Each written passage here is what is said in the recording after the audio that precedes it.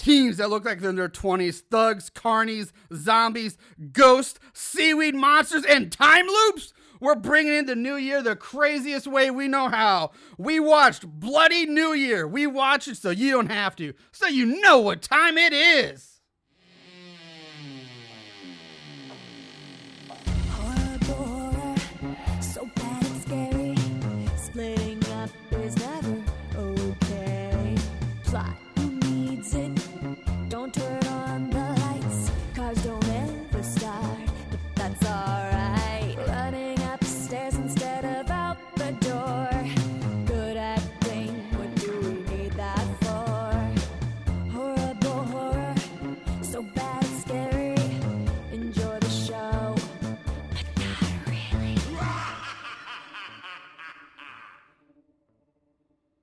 Happy New Year, Moongoons! Welcome to Horrible Horror Podcast, the podcast where we watch the worst of the worst in horror movies. I'm your host, Lord Marshall Hampton. Joining me on the brand new Year episode is my best friend, my co-host, my buddy. You know him, you love him, Mr. Aaron Southworth. Happy New Year, Marshall. Happy New Year to you, buddy. Yeah, it was. It's nice. Let's have a good 2022. Everyone's freaking out. You know what? We went through 2 years of shit. We're used to it. Don't make it such a big fucking deal out of it. Yeah. You know, there's light at the end of the tunnel. Let's go. Let's get this fucking shit done. Let's do it. I like 2022. Don't mope and be a bitch. Fucking smile. So new year means new things and new starts, all this thing. And we got some news over the holiday break that we talked at. So Horrible Horror is going in. Got some new news. I guess new news is always news. I don't know. New news? I guess. This ain't old news, bitch. It ain't no news. It's new, but we're going corporate. We're getting sponsored. Hey. Here comes the money. Here we go. Money talk. Here comes the money. Oh yeah. Oh yeah. Ching. All right, yeah, we got contacted by Manscaped, and they are interested in sponsoring our show a little bit. So we're like, fuck yeah, let's give this a go. What do we got to lose? So basically, we're partnering with Manscaped right now to bring you the best in ball grooming. They sent each of us, Aaron and I both, a complete performance package to try out for ourselves. Now, I've opened up mine, and I have some experience with it. Aaron has not opened up his yet because he is saving his to do a proper unboxing video, which you could be able to check out on our Instagram page once that's up. And I'm looking forward to that. I'm planning on doing that tomorrow. I'm off all day on Monday, so Monday I will have a nice, well-kept field, because right now I have like a fucking deciduous forest going on here, man. I haven't touched or groomed my junk in so long because I just didn't have the right stuff, and now I got the right stuff. Now you got the right stuff. I, on the other hand, I have been a groomer for quite some time, but I've been doing it with some shoddy equipment. And you know, it sucks because I've gotten nicks and cuts, nicking and cutting your balls on your shaft. It hurts. Yeah. It fucking sucks. Yeah. But you used it. You used it, right? I have used it. I've used the new Lawnmower 4.0, the newest version. I have used it. I've shaved the balls, shaved my shaft. The shaft. So you shaved the shaft. Shaved the shaft. That's good because my shaft looks like Robin Williams' fucking forearm. It's a goddamn Jesus monster. Christ. Yeah. Well, the lawnmower will definitely help take care of that. I had a wonderful experience the first time using it. No joke. It was so much better than the other trimmers I was using. So smooth. The weight of it felt good in my hand. I'm talking about the lawnmower, not my cock. But and it was surprisingly so smooth and so easy to use. It was really good. I had a great experience with it. So right now, like I said, the performance package we got comes with the new 4.0 lawnmower, which also has additional guard length. So if you want to be as smooth as a seal or have a little bit of hair on the field, hey, you're good to go. Yeah, you got the option. It's also waterproof, and it's got a 400K LED light. So for that, if you really want to get detail and get in there and just all the the under chassis, or if you just want to shave in the dark for some reason, you can. Well, you might have someone helping you. Yeah, I guess. That light might help a man, I can't wait to do my asshole. I haven't tried that one yet. Now when I'm thinking about it, because, dude, sometimes when I take a dump, it's like wiping peanut butter through a shag carpet. Yeah. I just can't wait to get rid of all that shit, man. I have that issue, too. So the package comes with the lawnmower. Also comes with their new Weed Whacker, which is a nose and ear hair trimmer. It also comes with the crop preserver, which is a ball lotion and deodorant. I use that. It's very smooth and kind of nice, refreshing feeling on your balls after a nice shave or a shower. Feels good. Got the crop reviver for when your balls need that little pick me up right before they go into action. A little spritz here, will do you. Gives you a little tingle and a nice little mild smell, little scent to it. For the ladies, so nobody wants to be stinking, have their face in your stinky balls. Yeah. So be helpful, be friendly, be nice. Give them a little spray with the with the crop reviver. So what do our listeners do, baby? And also it also comes with. Oh, sorry, there's so much shit in this. Yeah, so much shit. The wireless charging station, and you get a pair of Manscaped boxers to go with it. That's in the performance package. That's what we got, but you don't have to get that. I highly recommend it, but you don't have to. You can get anything from them. Right. And to do that, you just go to their website, and I tell you, man, these guys aren't fucking around. Because most places, you hear this, they give you a promo code. Oh, it's for a pussyfoot, pussy little 10% off. They ain't playing that shit. No, Manscaped said fuck 10% off. Fuck 15% off. We're not even doing that. We're going balls to the wall. We're giving you 20. That's 20% off and free worldwide shipping. Oh, if you use our promo code Moongoon. Moongoon. Moongoon. Would it be anything else? Moongoon. No, it wouldn't. But Moongoon, use that code, get 20% off and free shipping on from anything on Manscaped. Your balls will thank you. I know mine did. Awesome. Okay, man. So that's very cool. Yep. So there's that. We got our corporate shilling out of the way for right now. So new year, new not an actual sponsor. No, the first sponsor, really. Yeah, first one. But no, we got the new year. Marshall, did you have any New Year's resolutions? Do you have any one thing you want to change or do differently? I think resolutions is kind of a stark word because you have to stick to it. But any New Year things you want to try or do? I didn't really make any. I honestly didn't even think about it. I kind of gave up on New Year probably 15, 20 years ago. Tell me about it. I was like, fuck it. Who cares? Nobody ever sticks with them. Your light went out 20 years ago. Yeah. There's been a soulless husk just going through. Soulless husk from here on out. Yep. Going through the motions. One thing I'd like to see in the new year, I would like to see 8 of our listeners use our Moongoon promo code to help us out, because if we get at least 8 people to use our code Moongoon, then we will start getting paid for actually start getting some income from this, which would be so helpful. So just you see 8 people, 8 of you listeners. Considering we were talking about how the microphones need to be updated. Yeah, we need to upgrade some equipment. So that'd be my best wish for New Year right now is 8 people to use our code Moongoon at manscaped.com. Jeez, we've been talking about this for a while. For me, and health for my girl to be healthy. Oh yeah, well there's that. I want to read more. Really? Yeah, I've been kind of just so fucking lazy with reading lately. But I got a lot of books for Christmas. I got Elvira's biography, which is pretty awesome. I got a book from my mom. I love my mom. She just knows me. She bought this book. It's all these horror movies that never made production, but they got started and what could have been. Oh, that's cool. It's pretty neat. All the way back to the 30s, all the way up to the 90s. Wow. Actually sounds like that'd be a cool. Yeah, it's a cool. They have George Romero's talking in it. John Landis is talking in it. Other people are talking in it. So I'm pretty excited about that.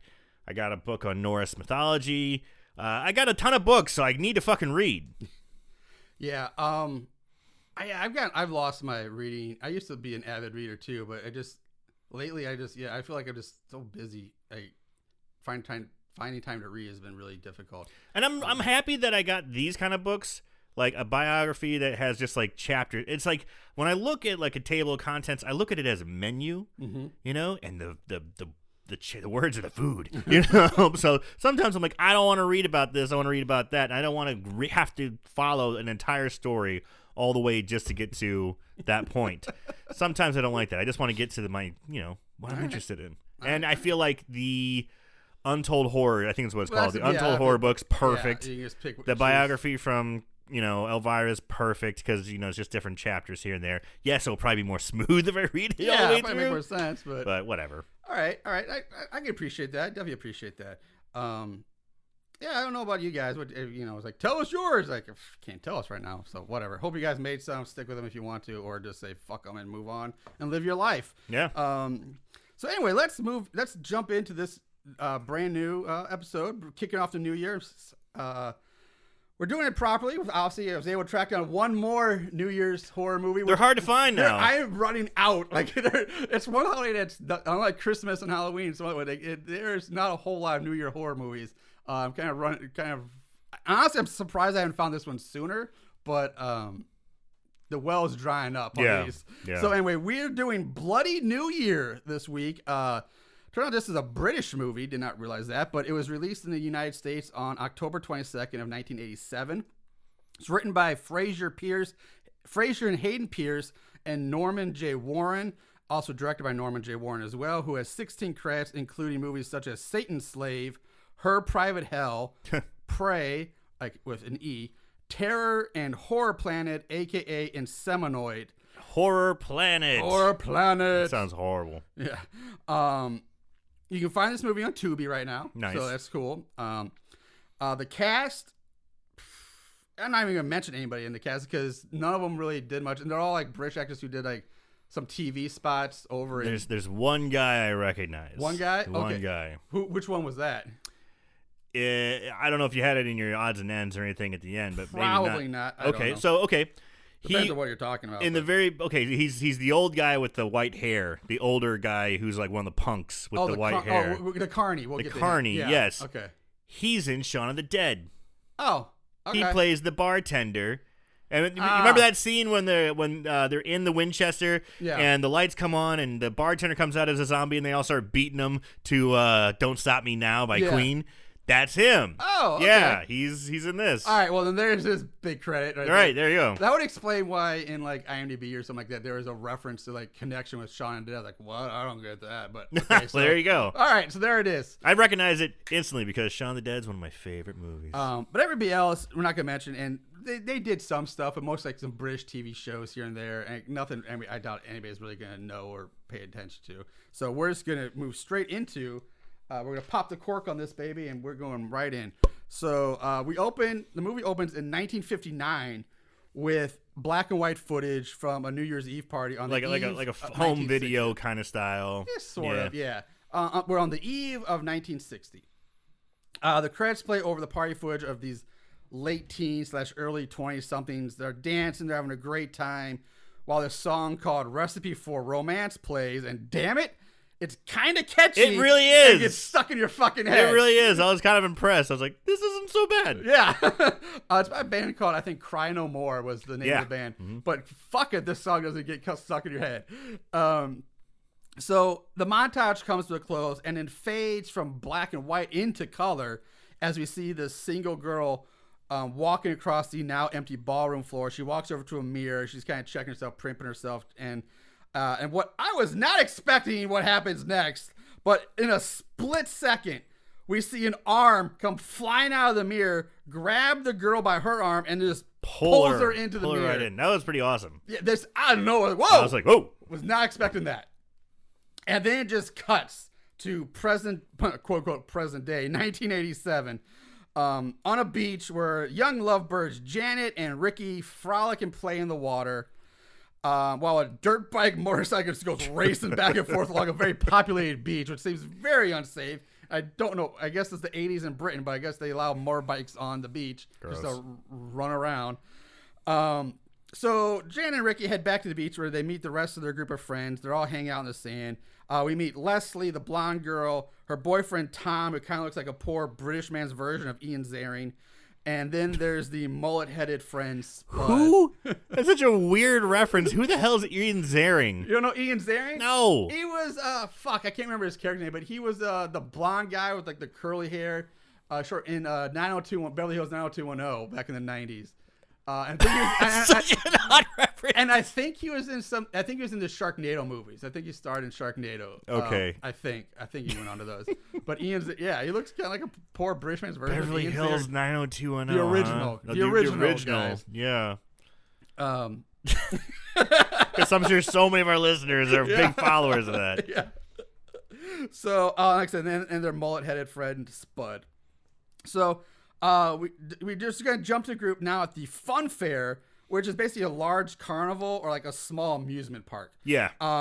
It has some roller coasters and bumper cars and like a small like log flume water ride. Yeah, I got like small amusement park. Yeah, it's kind of like a small Six Flags, I guess. Yeah, Much it's smaller. off the beach. It's in the area. It's a small little place. Maybe like a Coney Island. Yeah, type thing, exactly. Right. Yeah, Asbury Park kind of thing. Yeah, something like that. But it's definitely not.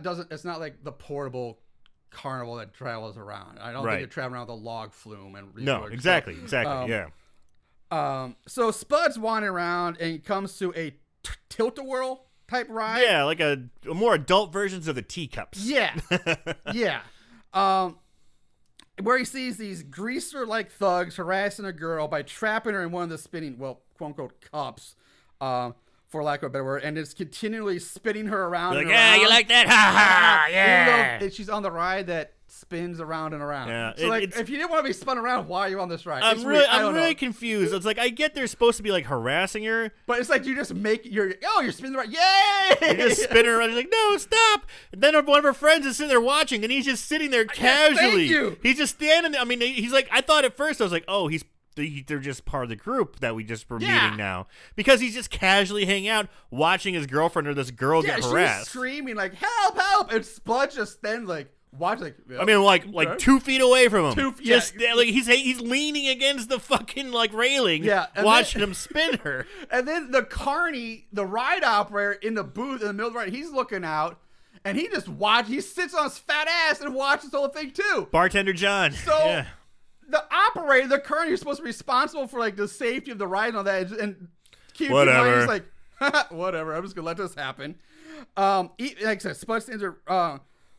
At this point, Ricky, Spud stands there, and it's not till like Ricky and Tom show up that Spud's finally like, hey, look at this, guys.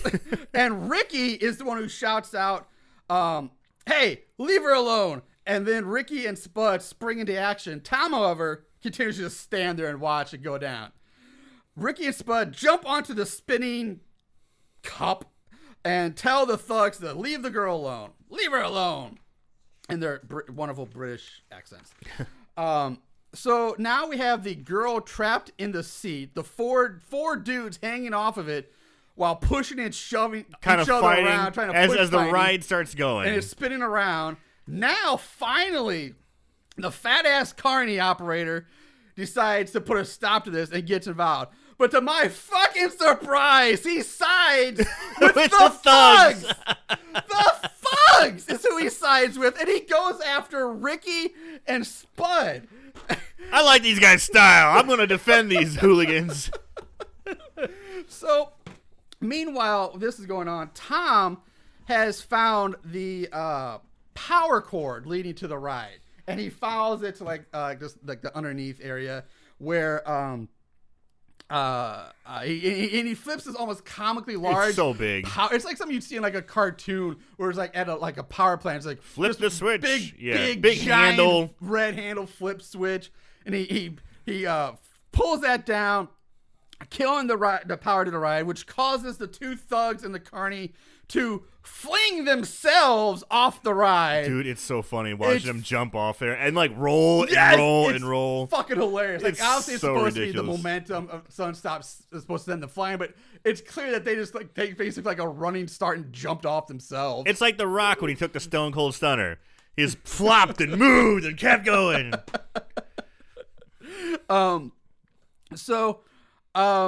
And then, so at this point, at good measure, Tom also then takes one of the fuses from the power box and takes it with him. Spud helps the girl off the ride. Tom teases the thugs and carney with the fuse, literally acting like a child, holding the fuse up in the air and literally going, nah, nah, nah, nah, nah, like a little kid. The thugs and carney chase after the group. Meanwhile, Janet and Lindsay are getting their fortunes read by a fortune teller. Ricky just bursts in the tent, smashes in like, and he's like, "There's trouble, we gotta go," and they all leave. And then from here, this whole thing turns into like a fucking episode of Scooby-Doo or like Benny Hill. I half expect to hear the whatever that is, that music playing. Thank you. Ricky gets cornered by the carney who demands he hand over the fuse. Ricky throws the fuse over the carney's head, like playing keep away. Basically, he throws it to Tom, who misses it. The fuse lands under one of the other rides. So Tom and one of the thugs both go after it, but the thug gets smacked in the head by a flying Dumbo. Like a ride. They're so close to the ride. Yeah. The ride whacks him in the head. I'm like, that's kind of cool. Yeah. So the flying Dumbo bursts open Thug's forehead and sends him flying backwards, allowing Tom to get the fuse. The fortune teller picks up the crystal ball and just screams. I don't know what that's about. She just picks up the ball and goes, "Ah!" Like, what? What's happening? What is that going on? This fucking movie. movie. And next we see an SUV pulling a small sailboat on a trailer behind it, driving through the amusement park, crashing through stands and stalls. Like, fuck, don't give a shit. The carney, who now I notice is literally wearing a rope as a belt, and Thug Ace, because I just call him Ace because he has the word Ace spray painted on the back of his leather jacket. Both start to corner Ricky and Tom. The third thug who got hit by Dumbo joins them as well. And in unison, all three of them just like whip out weapons. Dude, I love this part because they're walking all in a row. Yeah. And it's Shoulder just to like shoulder. fucking West Side Story. It is. Just all in unison, whip out a knife. Like, knives or like chains or something. Just like it's like a magic trick. Where does it even come from? It was so just awesome. Right there. So Ricky and Tom flee into the haunted funhouse ride. Right. From out of fucking nowhere, Spud and the girl who helped just pop up saying, "Hi, this is Carol." Where'd they come from? But they're suddenly in the haunted house ride. Spud just pops up, "Hey guys, this is Carol. We're here too. Don't forget us." Like, out of nowhere. Like, where the fuck did they come from? Why are they there? Ace, armed with a chain, I think, pops up in front of them. And then we hear a car honking, followed by the SUV pulling the boat on trailer, comes crashing through the fucking walls like the Kool-Aid Man of the haunted house ride. The SUV drives around in the ride. You see it like, it's like POV shot, like the headlights driving around this dark place, and every now and then you see like a thug or Ricky or Tom kind of like dodging out of the way as this runaway SUV is just driving through the haunted house ride. Then the SUV crashes through another wall as it exits the ride. Only now Spud and Carol are on top of the boat that the SUV is towing, clinging to it as Ricky leaps into the back seat. What? This is fucking bananas. This is insane. And this is like the first like 10 minutes of the movie. So now the two thugs leap onto the boat to try to get Spud and Carol, but Spud and Carol fight them off and send them flying off. Just flying. They throw themselves through the air. And they crash into piles like boxes and junk. Spud and Carol relax and ride in the boat as Leslie, we find out, is driving the SUV away. But then, like the fucking Terminator from like the T-1000 or something, the carney comes up from under, or the monster from Big Trouble in Little China comes up from underneath the trailer and climbs on to attack from underneath the boat and starts trying to get Spud and Carol. So, as this SUV is driving down the road, and just like so many other low-budget movies from the 80s, just like a muck train, they use zero stuntmen and give zero fucks about the safety of their actors, because this fat carney is legitimately hanging off the side of a boat trailer as it drives down a road, like speeding down a road, and Spud is like trying to push him off by his face, and this poor guy is hanging on while they're just like, there's no rigging, there's no safety crew, they're just like, hold on, let's go. So eventually Carney does get pushed off, and he too goes flying, crashing through a pile of boxes and broken wood, real safe. The two thugs come running up to check on Carney as the SUV turns the corner and drives away. And like, holy fuck balls, Moongoons. That was just the first 12 minutes of this movie. And it gets even crazier and more fucking bonkers from here on out. This movie is insane. Whew. So let me catch a breath, because that is an epic opening scene. But it was so, like, sloppy. Yeah. You know, I mean, yes, you described it perfectly, but it just feels so weird to watch and sloppy and just like, what am I watching? Yeah, but it's so crazy. I just lost myself in the craziness of it. I'm just like, this is amazing. All right. I can't describe it. Oh, I mean, even though I just kind of did. You literally just did that. I just literally did. Okay, so now we cut to the group and the American tourist who we find her name is Carol. Oh, we just said Carol. She's American, though. She's the one American in the group. They're chilling on the boat out in the middle of the ocean. Just kind of out in the open sea. Sure. They're just hanging out on this small sailboat. But now, for some reason, even though they're clearly in the middle of this large body of water, they somehow manage to hit a rock, which breaks open the bottom of the boat's hull. And, like, not just like, I mean, it crashes through this thing. The boat starts to sink. They all bail over the sides into the water, which now all of a sudden the water's shallow enough for them to stand up in. It's not that deep. Not that deep. So, like, what? I don't know. Whatever. And they make their way to the shore. To a random island. So basically, they just get Gilliganed. Gilligan, yes. Gilliganed. They get Gilliganed, and find themselves on an island. They make their way inland, and at one point they come to an area that has barbed wire and a sign that says "Danger, keep out." But they're like, they pay no attention to that shit, and they just keep going. They're like, dude, I love this part when the guy's just walking through and he's like, "Ow." Looks like there's some rusty barbed wire. Yep. Careful, guys. Just doesn't even look at his leg. Just keeps on going. And everybody's like, fuck the barbed wire. Let's just keep. Yeah, this is obviously a good way to go. Some of those Brits are just tough as fucking nails. And they just so. It's like, if you're going to be dumb, you got to be tough. You know? Kind of thing. There was this guy I played rugby with. Not the smartest guy, not the smartest dude I've ever met, but tough as nails. He got hit one time. He got a hole put in his cheek. A small hole, like a cleat caught him, and it was like a hole. Oh, he Jesus. still went out drinking that night and was showing like prostitutes how he could run a straw through his cheek and how he thought that was good. This was in Thailand, but it was crazy.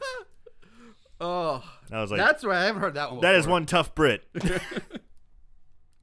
So where were we? Oh yeah, barbed wire. So eventually they come to the Grand Island Hotel, which they find is all decorated for the holiday seasons. Especially New Year's, even though it is July at this time for them in the movie. They also find that the hotel seems to be completely void of other guests and any staff. No one's there. No one's there. At this point, the group splits up into into groups of two. Ricky and Janet head upstairs to look for dry clothes. Tom and Leslie head off to look for other people or staff, while Spud and Carol are in a lounge or den or something and start a fire in the fireplace. Tom and Leslie find the bar. Leslie goes over to open up one of the window shutters and finds a man staring back at her from outside. Ah! Ah! She screams. Tom rushes outside to look for whoever it was, but there's nobody there. And he's like, fuck it, let's drink. So that's what they it must be the grounds crew. Yeah, they end up drinking at the bar. Cut to Spud and Carol. Spud leaves Carol to go find a blanket to warm her up with. And as soon as he leaves the room, a maid enters the room with a blanket. And she's like decked out old school type Old school maid. Black, like Yvette from Clue. Just the white French maid. Not nearly as sexy though. Not quite French maid, but old British maid. Like, yes. but It's still a long black dress with like the white doily kind of apron and stuff. Yeah. So the maid gives Carol a blanket and tells her not to worry about her friends, that they'll be taken care of. And then she leaves. We go to Janet taking a bubble bath for some reason. Like, sure. Okay, why? You were looking for clothes, but now you're taking a bubble bath?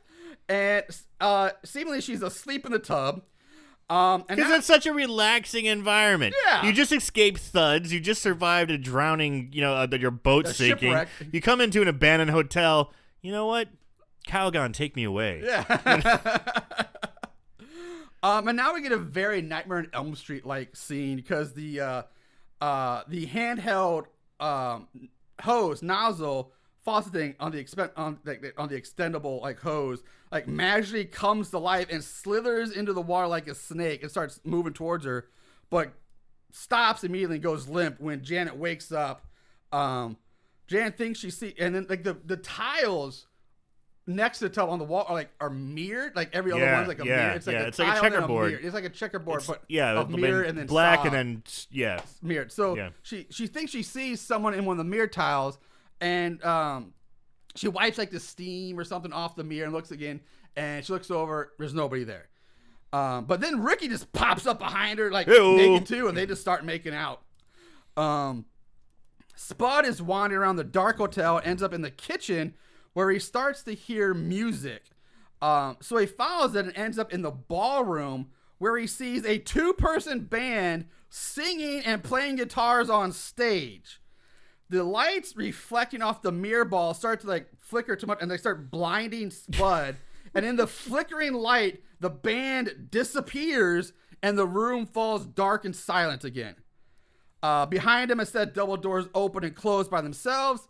Spud says, "We gotta get out of this place," and then exits out the same double doors that he saw magically open and close. So we go back to Janet and Ricky, who are now changing into some dry clothes that they found in one of the rooms, which Ricky comments on, saying the clothes seem to be pretty fancy party dress from the 50s. He's like, "Oh, these are very fancy." But yeah, they're kind of like stoked. They're putting on the gear. They're kind of having a goof, having a laugh, like playing dress up. Yeah, and I kind of like that. While Janet is fixing her new dress, she's kind of fixing the new dress she's putting on, tightening it up. She looks in the mirror and she sees a girl wearing the exact same dress staying behind her with like a 50s hairdo. Janet spins around, the girl's gone. Now, it's a nitpick, but I know what they're trying to do here. But I couldn't help but notice that the girl in the mirror whose dress Janet's supposed to be wearing is like 2 to 3 sizes larger than Janet. She's a thickie. She's a little thick, and Janet's a twig. Yeah. Like, there's no way that's the same dress. That dress should be baggy as fuck on Janet. Anyway. Maybe it's adjustable. Maybe that's the magic of the dress. Maybe. It just is a perfect fit, whatever your body size. Yeah, or it's, the was it auto-fitting shoes from Back to the Future 2? Oh, yeah. Self-lazy. Anyway, Janet quickly forgets about all this and just ends up making out on the bed with Ricky again. She's like, fuck the ghost, Sure. whatever I just saw. Let's make out some more. While they make out, the camera pans over from them to the mirror where we see the 50s chick standing there watching them in the mirror. Yeah. We cut back to Tom and Leslie, who are now in like the billiards room or the game room, where Tom is shooting pool, which Leslie calls snooker. Yeah. Which I guess that's a British thing. I've never heard of You've snooker. never heard of snooker? No. Yeah, it is a British thing. It's a type of billiards, you know. I don't know the rules. I don't know exactly how it's played, but I think it's like just 2 sets of colored balls. Like one's got a red colored set, one's got a white colored set. I'm not sure how it goes. There seems to be no consistency in the pool balls because sometimes they're showing regular billiards balls, the solid stripes, and then other times there's like just one solid set that's colored all balls. red. Yeah. There's one that's just all yeah, red. Yeah, and that's like a snooker ball. Yeah. Yeah. So like, there's no. Is it a no? They're all. I don't know. There's no consistency on this. I don't know the rules. I've never played snooker. I've heard of it though. So anyway, they leave to go find the fuse box so they can try to turn the power on to the hotel. After they leave, all the red snooker balls magically return to their starting location, like where you would in the rack or something like that, just without the rack. The two of them make their way down to the basement, of course, where Leslie decides this is the perfect place to go at it with Tom. Sure. And she jumps Tom. They both fall to the floor and start making out. In like a dirty old basement. Yeah, not in like the nice part of the hotel or on the pool table. You know, that's always like a fancy porn thing, sex on the pool table. Nope, in the dirty, dusty basement floor. Let's go there. But that's short-lived as Tom puts a stop to it so he can get back to looking for the fuse box. Leslie relights the candle that they had and then tosses the used match over his shoulder, which sets off a box of old fireworks. So now it's like boom, boom, boom, boom, boom, boom, boom, boom, going off. That's so stupid. Yeah, there's really no reason for this other than it happens. It's like, why? I mean, I guess like fireworks left over from New Year's. I guess, but really, they never ever comes back like, oh, we need fireworks. Or fireworks don't become a part of the plot. It's so strange. It's so weird. Anyway, Tom gets the power back on. They head up to find the others. Excuse me. Everyone gathers back up in the main lobby. Spud nearly gets hit in the face. Okay, so when they turn the power back on, now everybody realized they were doing that because Janet gets scared because like lights come on, and like there's a vacuum cleaner that was left plugged in. Yeah. And turned off so when the power comes on, it like comes live, like it's coming right at him. Coming right at him. So like, oh my god! And they're on the stairs. So somehow the vacuum cleaner manages to go straight and then somehow make a 90-degree turn to go down the stairs. Really did. I don't know how that is possible, but it does. It goes down the stairs, and once it hits the stairs, it starts flopping. And I swear to God, again, no safety concern. They just got lucky because you could see like the vacuum comes from like centimeters of smacking Spud right in the face as it crashes, as it rolls down the stairs past them. It's so close, just hitting him right in the face. I was like, Jesus Christ, that poor actor. At this point, the groups, they start calling this place the madhouse. Goes, everything's coming alive. What's that? And Ricky just like, don't be stupid, Janet. just play. Don't be stupid. And then Tom, like, no, I turned the power back on. That's why. I'm like, okay. Ricky then takes the others to where they found the dry clothes, and so everybody else can change too. So basically, everybody changes into new clothes at this point. After they leave, the camera pans over to an old TV, which on it is an old like science forum talk show. Oh yeah. And it's showing on TV. It's the old BBC where they have a debate and they discuss current events. Yeah, something like that. Yeah. And on the show, there's the moderator in the middle and like two men on each side of the argument or whatever. They're talking about some new experimental anti-radar device that was launched in the very early hours of 1960, so basically on the eve of 1959, early hours of 1960, one of the men, the against the bad guy or whatever, he's very angry about this new technology. He says something along the lines of like bending light, making the plane invisible. It is interfering with light, with time itself, playing God. Oh my God, excuse me, but very, very dangerous is what he says.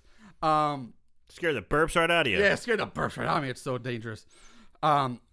Upstairs, the group goes through and picks out, like I said, they're no clothes and they're changed into. And behind them, another TV is playing the same scene before. So we're seeing more of it. The group leaves. They have drinks at the bar. Tom turns the TV off as he leaves, though. I love how they just have drinks at the bar. They're not like talking about how they need to get out of there. Yeah. Wait. Let's have a drink. It's free booze. Let's not be so hasty here. Let's not be so hasty. Let's calm down just a bit here. I do have a complaint here about the clothes in this movie though.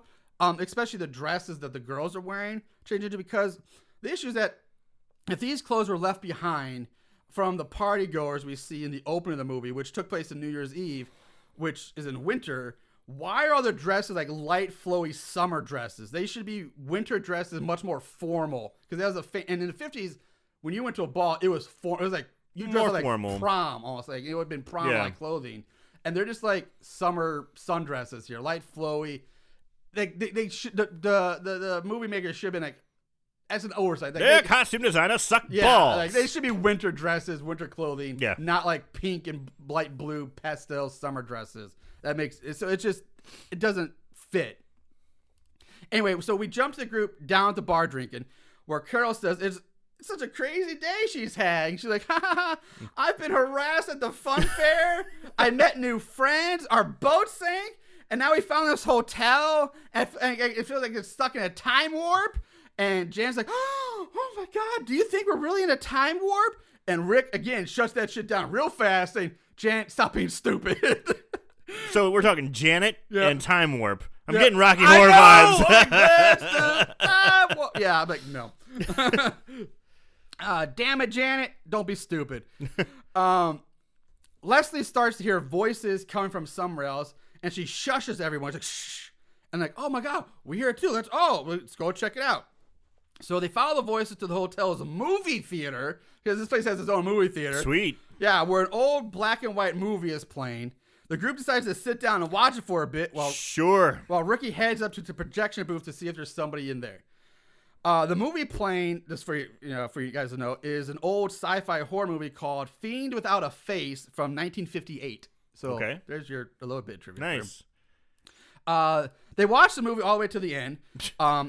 In the Must have been good. Yeah, in the booth, once the movie ends, though, another projector turns on by itself and starts playing a new movie. This one is showing footage of people at the Grand Iron Hotel, just like whole movie footage of people at the hotel, like the party goers.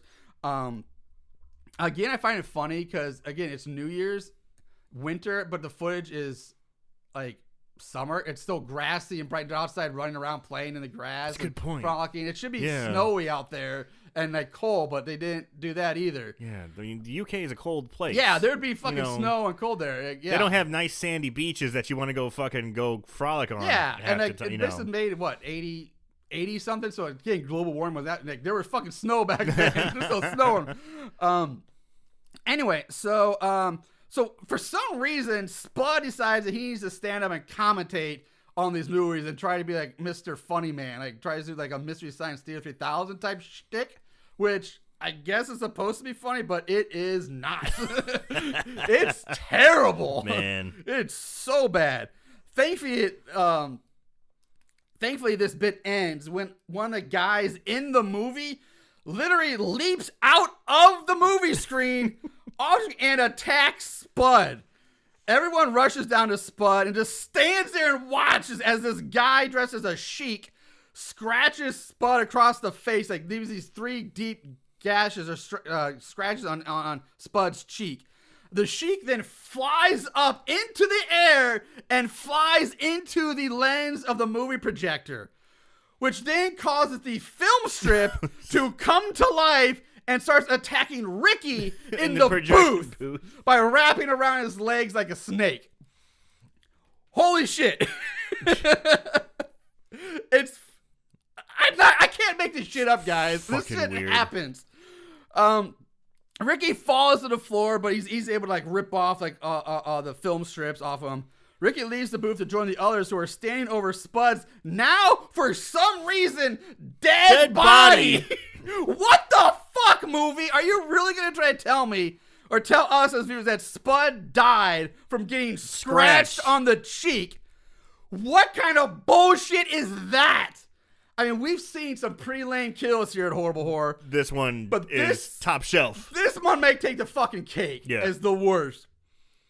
Also, I think one of the girls says he was burned to death, which makes it even worse because how? How was he burned? How and when did that happen? Because his street doesn't have a single burn mark on him. There's no smoke, no singeing, no fire. He's not burned. He was scratched. And he's burned. Fuck it. I don't know. I'm speechless at this point with this. I don't get it. I don't fucking know what's going on. Anyway, at this point, Jan just runs out of the hotel crying. Ricky chases after. He says something about how Spud must have had some kind of massive electrical shock. That would explain his burns. But again, there are no burns. We don't see any on him. None. Janet runs off into like the woods or something, and Ricky goes after her. So everyone is outside now. Tom and Leslie decide to go look around the island for a watchtower or lookout tower, which would have a radio in it that they could use to call for help. So not the worst idea. Yeah, not a horrible idea. No. While Carol stays back to wait in case Ricky and Janet come back.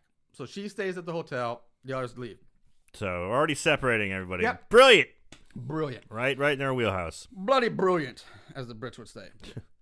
Tom and Leslie come to an old like cottage or storage building or house of some kind. Leslie heads inside and is instantly, as soon as she walks in the door, attacked by a fishing net that falls on top of her. She starts screaming, get it off, while panicking and rolling around the floor. We do, though, see the net actually start like tighten around her as a rope then comes to life and starts to wrap around her leg like a snake again. So now we have nets and rope coming to life. Tom grabs a small hand axe and starts chopping like the net up, trying to get it off of her. Aren't there like little hooks in the net too? There might have been. Yeah. Yeah. Once Leslie's safe and back on her feet, she looks around for something to wipe her cuts off. Which is like, I gotta clean myself up. Yeah, I guess her face gets cut up a little bit. And god damn, I hope you're ready for this shit, guys, because I was not ready again for what. It just gets so weird. I seriously don't know how to explain this properly to do it justice. So Leslie crosses over to a table. I can't believe I'm about to say these words. Okay. She crosses to a table where a giant seaweed monster leaps out of the green tablecloth. That happens, guys. That happens. a seaweed monster comes out of the green tablecloth and it's like a poor man's Swamp Thing. Yeah, it's so bad. And it starts to strangle Leslie. The camera cuts over to Tom, who at first is standing there with this dumb look on his face. Like, huh? Just for is that Swamp Thing or Man Thing? I don't know. No. And the look on his face is cracking up, but he does finally rush over to help Leslie. The monster easily just pushes Tom away, which sends him flying over a couch or something like that, and continues to strangle Leslie. Tom grabs a large gaff hook and starts, which has like a little spear on the end of the hook, and starts stabbing the seaweed monster with it repeatedly. The monster, after getting stabbed several times, get ready for this, guys, then it melts like the evil witch back into the tablecloth and disappears. And then the tablecloth's like perfect. And no sign whatsoever. No, not at all. So the seaweed monster melts from getting stabbed. I can't make this shit up. After a second or two of nothing happening, it's like all goes silent, and Tom's just standing there holding the gaffing hook for like a second or two, and then out of nowhere, for no reason that we can see, Tom just buckles at the knees and screams like "ah!" And then it just cuts away. What? What? Why? What's going on? What the fuck just happened? This movie is insane, and it just cuts away to Janet and Ricky in the woods. There's lots of that stuff going on, man. All right, so like I said, Janet and Ricky, they're in the woods. Ricky's managed to calm Janet down a bit, and now they're taking a nice stroll through the woods. And fuck, guys, I didn't think it was possible for this movie to get even more fucking bonkers and bizarre, but it does, and we're going there. So Ricky and Janet start hearing laughter as the trees and foliage start to move and shake, like the plants, like the plant life itself is laughing. Mm. The two of them take off running, and now the camera worker gets really weird and hard to describe probably. So it's just like a first-person view rushing through the tall grass, and then it rushes up on Ricky and Janet, who seem like dodge out of the way of the camera. Yeah, I got like a poor man Sam Raimi kind of effect. Yeah, like when the Evil Dead when he's coming through the when it's coming through the park. Like it's like a shitty version of that. It's like a British version of that. Yeah, a shitty British version. And this happens several times, and the problem is you can tell they're just reusing the same footage over and over. Like 3 or 4 times. It's the same thing on a loop. And I'm just like, first of all, what the fuck are they seeing or dodging? We don't know. We never find out. And then, so suddenly the laughter stops, and the trees and plants stop moving and attacking. If that is what was attacking them, because we don't fucking know. Ricky and Jan stand there for a moment in confusion before taking off running again.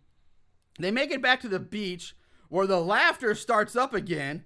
Only now they start seeing footprints appearing in the sand. And again, then the laughter stops and the footprints disappear.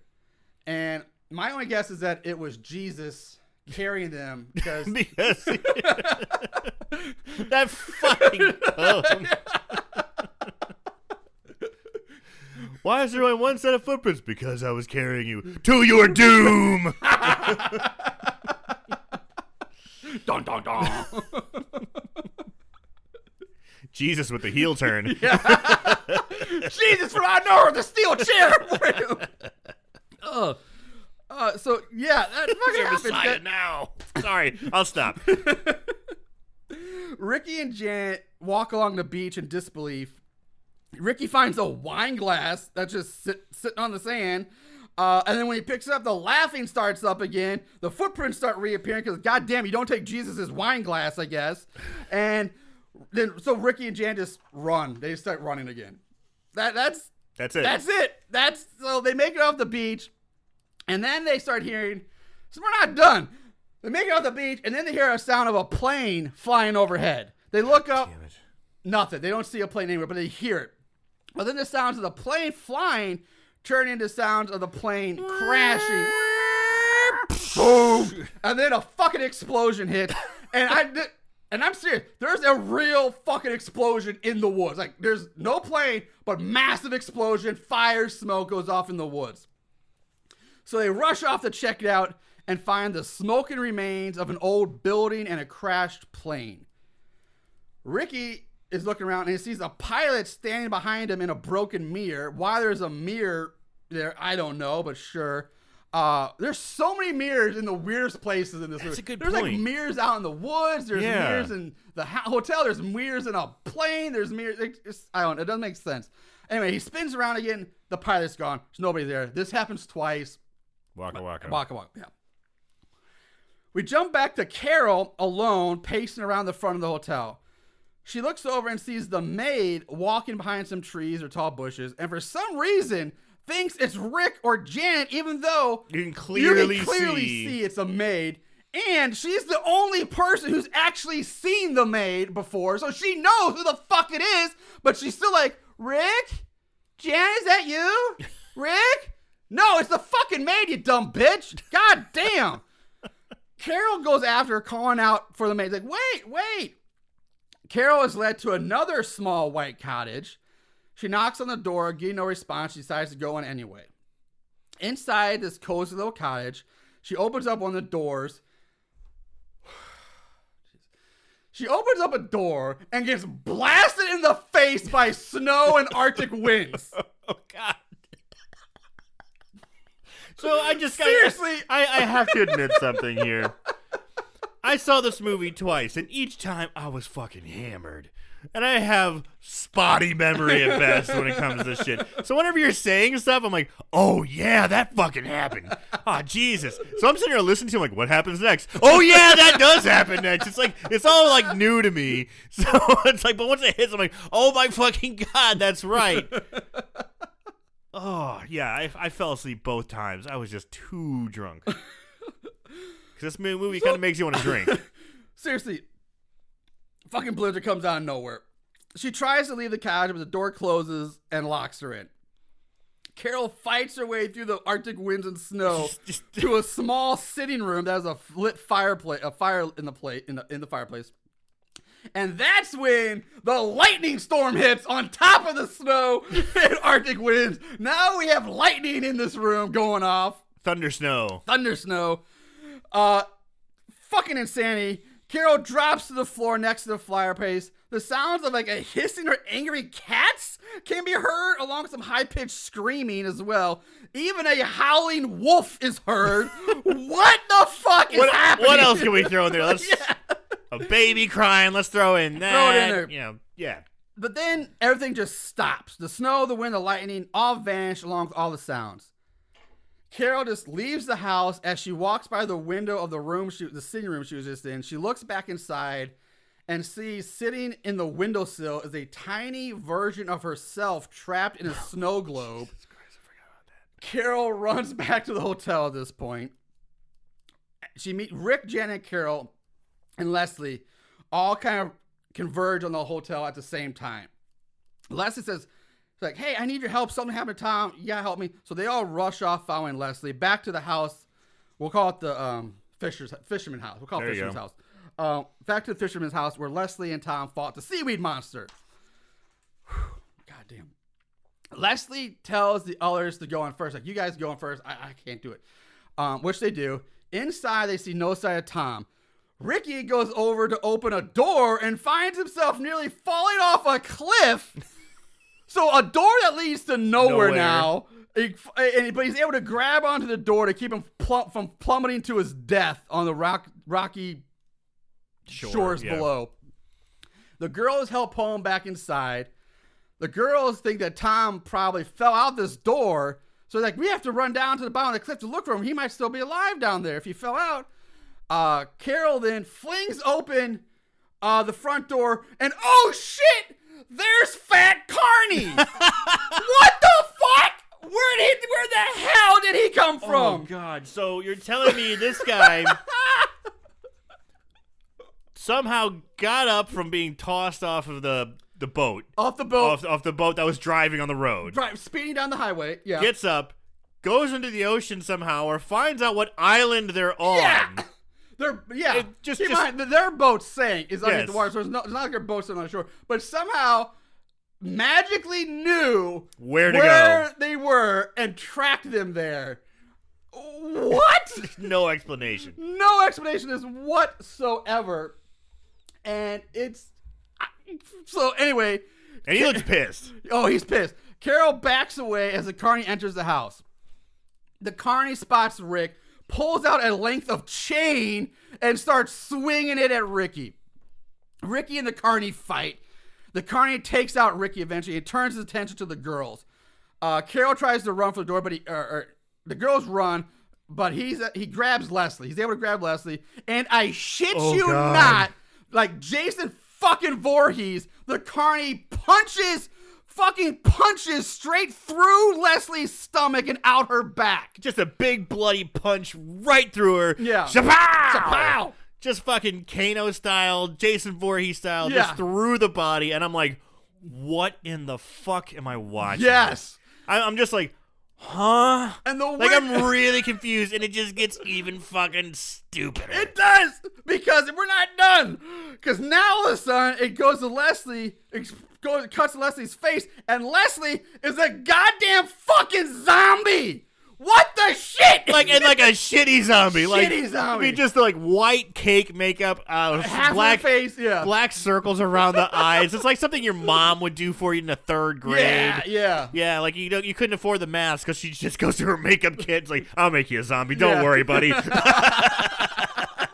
That's what she looks like. Leslie then grabs the carney by the shirt, smiles, laughs a bit, then lifts him straight up into the air. So here's... Go on. Okay.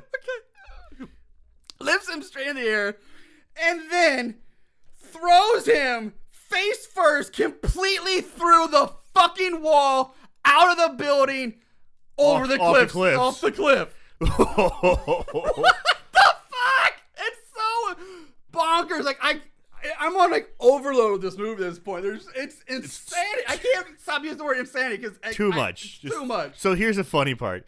Like I said, I was like in and out quite a bit. I'm like falling asleep and waking up, falling asleep and waking up. I wake up and I see the carney punch through her, and she instantly turns to a zombie. I'm like, what the fuck did I miss? And nothing. I didn't miss anything. No, you didn't. I'm just like, I was like, how long was I out? Because, I'm just kind of closing my eyes and waking back up. I'm not falling asleep for long periods, but I'm like, what the fuck did I miss? What the hell's going on? Nothing. It's just the movie. It's just the movie. When apparently a carney punches you with his superpowers, you become a zombie who has even better powers. Yep. So Leslie then slowly turns towards the others. Ricky yells for the girls to get out of here, and then he tries to slow Leslie down by throwing fishing nets on top of her, which does manage to get her caught in that. She's like, and she's like trying to fight with this fishing net. And then Ricky finds an old smoke flare, an old signal, like smoking signal, flare. Ricky pops the flare, tosses it at Leslie, and then flees the house, closing and barring the door behind him. Which is weird because the bar, a front door, they always open in, but how? So you can't. I don't know. It doesn't make sense to bar that door from the outside, but he does. So basically, inside there's a shot like Leslie trapped on like in the fishing net, and they're just the whole in flames. It's not in flames. It's just smoke. It's just a smoke flare. So Well, it's there's no supposed fire. to be in flames, yeah. I didn't think. At first, I thought it was supposed to be fire. Like, no, there's no fire. It's just smoke. So there's not like doing anything to her. I was drunk. Other than just pissing her off, I guess. Like, I'm gonna annoy her. So outside, he says they should head back to the hotel and lock them. Ricky says they should head back to the hotel, lock themselves inside to be safe. But Janet refuses to go back there. And again, Janet, damn it, Janet, she takes off right into the woods again. And Ricky has to go chase after her along with Carol. Janet's running, and just falls into a hole. Like, not just like a little, like, just like a pit. But it's like a 3-foot diameter. She just falls, like, and she's like, hold on, like, under their armpit. She's like, hanging on. It looks like quicksand. Kind of, but there's no quicksand. It's just a hole. It's a hole. There's a hole. And, they easily get Janet. They help her out of the hole. And the three of them end up on, like, this, back on the rocky shorelines. Like this like rocky outcropping area. It's kind of a neat little area. Where they take a minute to collect themselves, and they talk Janet out trying to swim for off the island. She's like, I'll swim for it. I'm swimming now. I'm out of here. Like, no, you can't do that. You'll never make it. So eventually, they do end up going back to the hotel. They look around, locking all the entrance doors, and they end up then back in the lobby. So they lock the doors back in the main lobby. Leslie starts knocking on the door, the front door, asking and begging to be like, "Come on, guys, let me in. Come on, it's just me. It's Leslie. Come on, let me in. I'm your friend." This feels very Evil Dead again, you know. They ignore her. Ricky heads upstairs to check the windows. Like, I better go check the windows upstairs. Goes upstairs. While Carol and Janet go do the same thing. Like, we'll check the windows downstairs. Carol and Janet are closing all the windows in the bar. Carol looks outside and sees a children's swing with no one on it. And then the jukebox in the room turns on by itself, playing some music from the 50s. Carol starts shaking. He's like, "Shut up!" She just shakes the shit out of this jukebox so it stops playing. And that's when Thug Ace comes crashing headfirst through the back wall of the bar, holding a machete. And I'm talking about just a regular wall, like the wall. Like, it has all the booze bottles on the mirror, like the bar back. Like it's a thick wall because it has to hold all that shelves, booze. yeah. And he smashes through head first, head first, diving, and what? So anyway, Carol then just smashes him over the head with a bottle of liquor, knocking him out cold. And Jan screams, and just like Jan be doing what Jan does, runs away, calling out for Rick. Janet runs upstairs and down the hall, and that's when the other thug comes head first, crashing through a second-story window, does a fucking forward roll somersault, landing almost like the Iron Man hero pose right in front of Janet. What the shit? What? Second floor. Second story window. So he's on the somehow he catapults. I would love to see him sitting on a catapult. Like, let's do this, mate. It just cuts through. It comes through head fucking first into a somersault roll. And I was fucked up when I was watching this, and I was like, "What the fuck? How's he flying?" Go. God damn this movie. It was so fucking ridiculous. I think it's like where my brain just shut off. I'm like, just done. Dum. But in the best way. I'm sorry. So anyway, all right, where were we?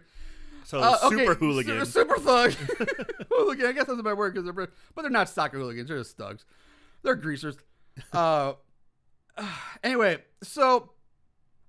So he's second thug 2 stands in front of Janet, bleeding from his forehead, either from where Dumbo hit him or from crashing through the fucking glass window.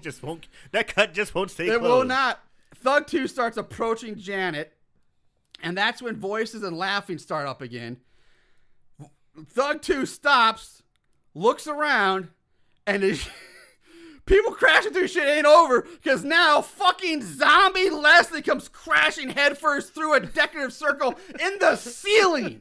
It's like a decorative tile of a circle. She comes headfirst straight down, grabs onto Thug 2, lowers herself out of the ceiling hole. She stands over him where he's like on his ass or sitting down on the floor now. She grabs his head with both hands on each side of his head. Yes. And slowly, the slowest it's like molasses slow, starts to twist his head around like an owl. Leslie twists Thug's head too, completely around, not once, but twice. Killing him in what is probably the fucking slowest neck snap I think I've ever seen. I kind of loved it though. Where is Oh yeah! There you go. Snap like Slim Jim. It took you way too long. It did. It wasn't worth it. It wasn't worth it. It was too slow. I saw you looking at your computer like, where's the nut? I know. I was like, where is it? I lost sight of it. Anyway. But just that whole Dude, I love it. Just the insane. slow, like. It's so slow. Yeah. And honestly, the first rotation head, the thug looks like he's still alive. Yeah, he's like, I'm like, wait, he'd be dead instantly. Yeah. Like, why is he still alive? But then on second rotation, okay, now he's dead for sure. Yeah, big time. Meanwhile, meanwhile, Ricky has found a shotgun in a closet somewhere. Janet is backing down the stairs away from zombie Leslie when the fucking decorative wooden bust of a vulture on the banister, they come to life, and the vulture head bites into Janet's arm, screaming, and like she struggles to pull her arm out from it, but she can't. She's fucking wrestling with that thing. And Yeah. Like it's like really. So it's hilarious. A carved wooden head comes to life and bites her on the arm. God damn! I'm so sorry for that burp. It's even worse for me because I can smell it. Whereas Leslie starts to slowly come down the stairs now as Carol rushes back in the lobby from the bar. Rick shows up at the top of the stairs, shoots Leslie in the stomach with a shotgun. And this is the fucking strangest special effect choice I think I've ever seen from a shotgun wound. Because yes, we see blood spray out of her stomach, but then it seems to turn into a fucking whoopee cushion or a balloon as gusts of air accompanied by the familiar farting sound come out of her stomach. I'm serious, guys. This is the most bizarre choice I've ever seen. Like, it's like, what is happening? She gets blasted in her stomach, some blood comes out, then just as like air. You can see the air rippling her shirt as the air comes out of her stomach wound. It's so strange. Maybe she was gassy. He punctured it. It's like, oh, thank God, I get a chance to fart the zombie farts out. I've never seen that choice made ever. Well, zombie shots are always headshots, so now it's maybe that's what happens. Maybe zombies are very, very gassy. I mean, they're rotting on the inside. They're eating rotten. Everything's rotten. It's got to be building up tons of gas. So, after being shot once, Leslie starts to climb the stairs towards Rick. He shoots her again. This time, there's a very odd delay between when Leslie gets shot and when she falls to the floor screaming and dies. Like, it's like a second and a half like delay. Like, bang! It's so odd and it's funny though. It's like it's just comical because it's not supposed to be, but it's so bad it's funny. Carol then rushes using the machete that she got from Thug Ace, chops off the vulture head off the banister, freeing Janet from its grasp. Ricky then uses the butt end of the shotgun to somehow chop off Leslie's arm, which one is a weird choice. Why the arm? Why not the head? But no, he's going to chop off her right arm. And I have no idea how you would manage to chop off an arm with the blunt end of a shotgun. But nevertheless, it happens. There it is. I don't get it. Again, the choices are so weird and so odd. So I did see that happen. Yeah. God damn it. I was so drunk. I'm like, this can't be right. I thought I was just too hammered to comprehend. Nope, that's just the movie. Nope, they weren't drunk hallucinations or delirium. This is the movie. Jesus Christ. Ricky drops the gun, and Kira's like, what are you doing? He's like, well, it only had 2 shells. It's useless now anyway. So he drops it. So I got to at least kind of explain that. So yeah, I still would hold on to it. It's good blunt. You just cut someone's fucking arm off chopped with off it. an arm with it. I guess you you could use it. Why would you drop it then? Yeah. So the 3 of them head into the lounge. After they leave the lobby, we see the vulture head like instantly, like magically reappear on the banisters, right, back to normal. Static, yeah. Ricky again tries to calm Jan down and reassure her that they're all going to be okay. Carol points out that the thugs and Carney must have had a boat in order to get here, and realize that she's right. They're like, oh, they all jump up and head to the front door. What do you know? What do you know? They open the door and in falls a half-conscious Tom. Ricky and Carol catch him and take him back to the lounge. They set Tom on the couch and try to talk to him, but he's just like in a daze and just mumbling gibberish. Jan says that she'll stay with Tom while Rick and Carol go to find the boat. So Rick and Carol leave. Janet barricades the lounge door with various furniture and lamps and then tends to Tom. Rick and Carol spot the pilot now. They're walking through the woods. And they spot the pilot in the woods. They chase after him. They're led to an area of the woods that is decorated with dozens of pieces of broken mirror glass, like strung up, hanging from branches of trees. Yeah. Almost like Were they laughing too? No, they weren't laughing. I don't think they were laughing, but it was like almost like what was that Blair Witch where they're always like hanging in the trees. Like what? Why they're just hanging there? Also happens to be really foggy in this part of the woods now too. There's a lot of fog from here on out in the movie. That just comes out of nowhere.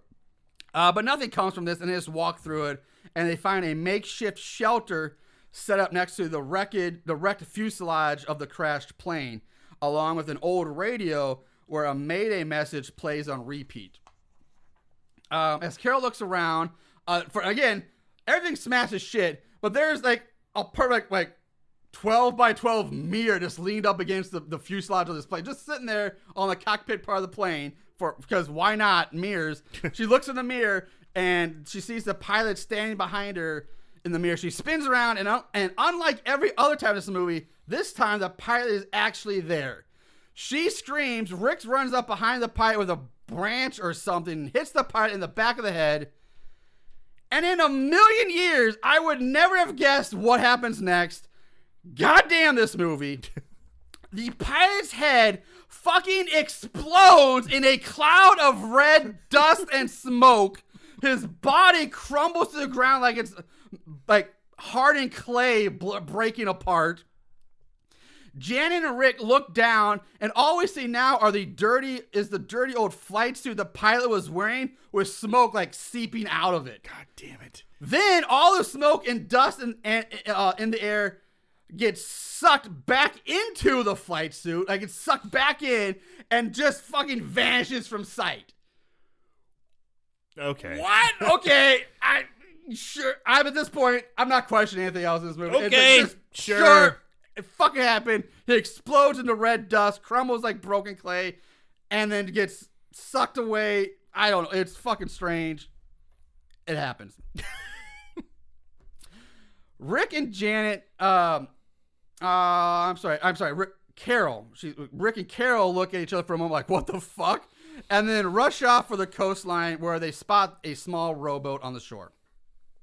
Back at the hotel, Tom is resting his head on Janet's lap, and he's talking about how he always liked her the best, but she was always Ricky's girl, so it's a very Jesse's girl thing going on here. As he talks, his voice begins to change and becomes deeper and more like demonic sounding. Janet starts. I always thought you were so cute. Yeah. Janet starts crying. She's like, oh no, not you too. Tom opens his eyes, lunges up for Janet's neck, but she's able to get out of the way. She rushes for the door and starts to frantically she's barricaded herself in, so she's got to pull all that shit out. Yeah. Tom gets up, goes after her. He grabs her again, but she's able to like squeeze through the little opening in the door. Squeezes through. Yeah. She tries to flee the hotel, but the door slams shut, locking her in. Tom makes out of the room. She turns around, knocks over the giant Christmas. Well, it's not that big, but knocks over the Christmas tree in the lobby, which falls on top of Tom. Both tree and Tom crash to the floor, with Tom pinned underneath the Christmas tree. Janet flees the lobby as Tom starts to get up. She ends up in a service elevator, which again, they gave zero shits about safety because there is no safety door or gate to this thing. Like you just run into the elevator and then you close the like this collapsible metal screen gate. Yeah, it's kind of a gate. Yeah. So she smashes that folding gate thing onto Tom's hand a lot to force him to let go, to withdraw. Tom, but is relentless in his pursuit, Jan. This time he reaches through the grated doors or the gate, whatever you want to call it, and grabs her by the ankles, pulling her down to the floor. Janet struggles, but she's able to reach the buttons. She pushes the buttons. The elevator starts to rise up, but Tom refuses to let go. As the elevator passes up to the next floor, Tom's arm just gets cut off. Yeah! And Tom screams, falls to the floor, dead. And he just dies from that. And this is what I mean, like there's no safety, because once the elevator moves up to the next floor, it's just a gap to the elevator shaft. You can just fall right in. There's no safety door. There's no gate. It's like you can just walk and fall into the elevator shaft. Just be careful. Yeah. So Rick and Carol run back to the hotel lobby. They hear Janet scream. They find the elevator shaft. They find Tom down the floor. And it's, like I said, the elevator shaft is just an empty shaft right now. Rick shouts up the elevator shaft for Janet. Janet, trapped in the elevator, desperately starts pushing the buttons, but the buttons have now turned to goo. So she's pushing them, they're like very gooey. She backs away from the panel, trying to wipe the goo off her hands. And that's when a pair of arms emerge from the back wall of the elevator, grab Janet by the shoulders.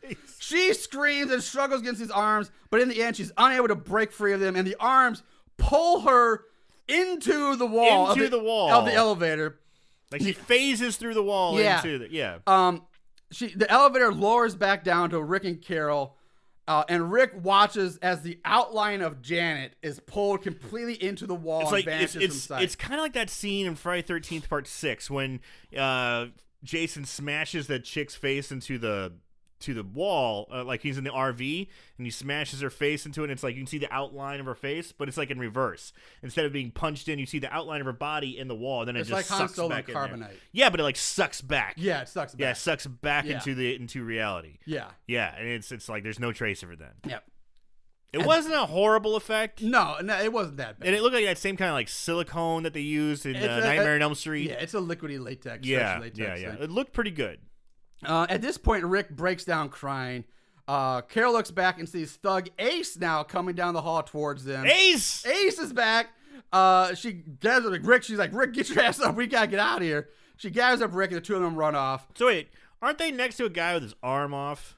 Yeah. And Ace sees this, and he's like, fuck it, I'm still coming after him. Yep. One, you got your ass kicked. You're lucky you didn't die. And then there's a guy who's dead on the floor next to him with his arm cut off. And you still want to kill him because they roughed you up and embarrassed you at a fucking amusement park? That is a grudge, dude. Yeah, it is. Ace, that is a grudge. I didn't even think about it that way, but yeah, it is. That guy's You gotta hardcore. relax, bro. Let it go. Oh, man. It's have your tea and crumpets, man. Right. Come on. It's tea time somewhere. Calm down.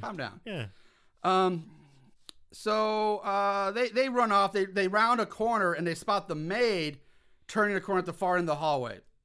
Carol calls out for the maid to wait. We see the maid enters the kitchen. As she crosses through the kitchen, she just fades away from sight. She fades away into the air. Carol and Rick enter the kitchen with Ace on their heels. Carol pushes a tiny service cart down the hallway, which crashes into Ace, sending him to the floor. Though, based on Ace's reaction to getting hit by said cart, this thing might as well have been a fucking Buick. Because it's a tiny little cart. He's just like, oh my God. It's the biggest overreaction to a tiny little cart. Now, in the kitchen, all fucking hell breaks loose. Everything comes to life. Sinks turn on. The stove and oven start shooting fire and flames everywhere. Dishes and cups are flying off shelves and launching themselves across the room. It's chaos.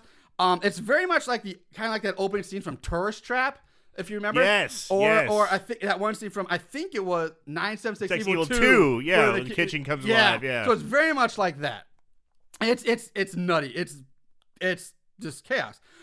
Ace enters the kitchen now, and he instantly gets bombarded by plates and cups. A rolling dolly kind of rolls underneath his foot, which he steps on, and sends him flying head first into a giant boiling vat of something. Just this giant cauldron of smoke coming out of it. The lid on the vat slams closed like it's fucking Audrey 2. Feed me, Seymour. And and so Ace is trapped inside the lid on top. His feet are sticking out. The vat then sucks his feet in and then actually burps. The vat burps as it gets done eating Ace. That's the ice on the cake. I'm like, I'm done. Like, the vat's burped. Like, where do we go from here? Sure. The burping vat. Utensils are flying around the room. Mixes are spinning and spewing out smoke. A drawer opens and all the knives lift up into the air. Seeing this, Rick and Carol at this point are like, oh shit, maybe we should hide and get out of this. Maybe now we can hide. Everything else is like, okay, whatever. But now the knives are flying out. Time to get out of this party. So they hide in the pantry. The knives launch themselves through the air towards Rick and Carol, but they hit the walls of the pantry door, and they kind of go through the walls a bit, and they stick in the wall. Right as Rick closes it, I think. Then after about a minute or so of more chaos, everything kind of goes quiet. And then, not just go quiet, but it all goes in reverse now. So everything that just happened, you just push rewind on, you see everything going, it goes back. Fluffs go back on the shelves. Knives go back in the drawer. The mixer stops. The flames go back into the stove, the oven. And everything just goes back to normal. The vat pukes up Ace. No. That's the one thing that doesn't happen. That would have been kind of funny. That would. But everything's back to normal now. So Rick and Carol come out of the pantry A door opens in the kitchen, lets them out, letting them out. I did also find it funny. I don't know if you noticed this, but they right next on the wall where they come out is a large no smoking sign hanging on the wall above a very large mixer. Which, if this hotel was trapped in the 50s, there wouldn't be a no smoking sign because everyone smoked everywhere back then. They gave zero shits about smoking. So I found that funny. I was like, that wouldn't be there. Hey. This is the 50s. Everybody be smoking in that kitchen, drinking probably brandy as well, or who knows what. They gave zero shits back there about cigarettes. So anyway, they exit the kitchen. It cuts to dead zombie Leslie as we see her arm now reattach itself to her body as she comes back to life or unlife. I don't know how you would say that, but that happens. So Rick starts hearing Janet calling out to him now, and he chases after her voice despite Carol begging him, saying, it's her, it's just a trap, stop, you idiot. They end up in the ballroom where the doors close behind him, lights come on, lighting up the stage as music begins to play. A blonde woman in a fancy dress appears on stage, saying something about how now that they have the two final contestants in the Grand Island Hotel Elimination Waltz, let's have a big hand for Rick and Carol. The blonde girl goes on to say, let's take a moment to remind everyone why we're here to celebrate the coming new year. Goodbye 1959. Hello 1960. With that, the room begins to fill with fog now. So more fog. The blonde continues saying, I hope you all are enjoying yourselves because we're here for a long time. In fact, ladies and gentlemen, I'll let you in on a little secret. We're here forever. And the blonde girl with the mic then turns into Zombie Leslie. Hey!